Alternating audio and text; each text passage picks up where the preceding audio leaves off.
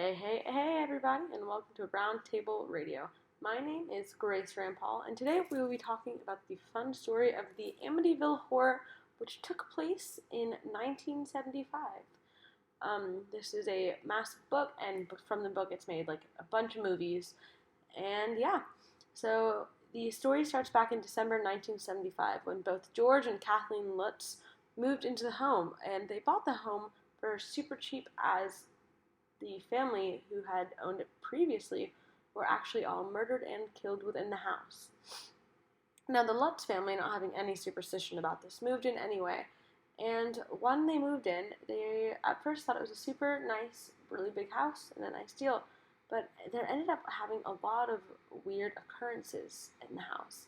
So it started off with like small things of just like objects moving to just some weird sounds at night, and then ended up turning into these crazy occurrences such as like flies flying out of all of the airways and all the windows opening and a really strange smell. And it got to the point where George Lutz ended up waking up every single day at 3:15 in the morning and had a weird desire to go into the boathouse. Now, after waking up every day at 3:15, he ended up becoming cranky, and he ended up almost getting slightly abusive because of it. And the whole family ended up just being got put under this massive amount of stress. Yeah. So after this, they decided that maybe it was time for a priest to come into the home. So a priest came into the home and tried to bless it, but was quickly run out of the house as he thought there was something more to it than just a house. So Kathleen did some research, and it ended up the house was on top of a Indian burial ground, and they decided that they needed to get out of the house quickly before anything else could go wrong. Now, at this point, they had to cut off certain rooms of the house because of all the weird vibes, and they even found a secret room in the basement that was super red. So one night, they practically got ran out of the house by all these crazy things that were happening.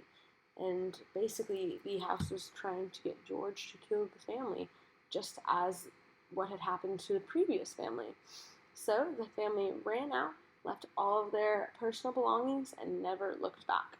Now, because of what happened at this house, this being a true story, the family ended up getting quite a lot of fame and fortune from it, which meant movies, contracts, new houses, like everything was taken care of them for them.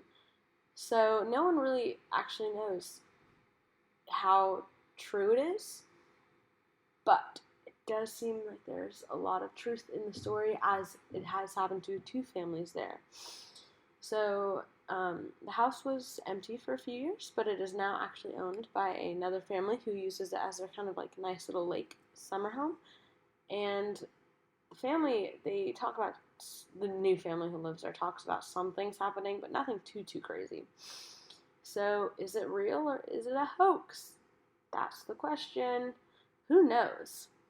So, yeah, that is my podcast for the Roundtable Radio. I'm GraceRampaul, and thanks for listening.